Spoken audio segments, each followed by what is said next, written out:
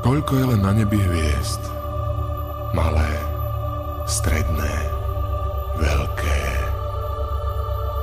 blízke i vzdialené.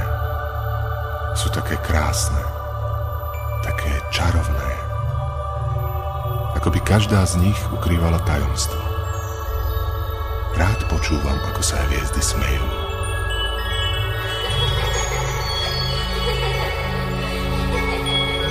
Počujete? Je to ako 500 000 zvončekov. Vždy, keď sa rozžiaria na večernej oblohe, spomeniem si na neho. Bol to môj priateľ. Dnes je už 6 rokov odvtedy, čo malý princ odišiel z planéty Zem.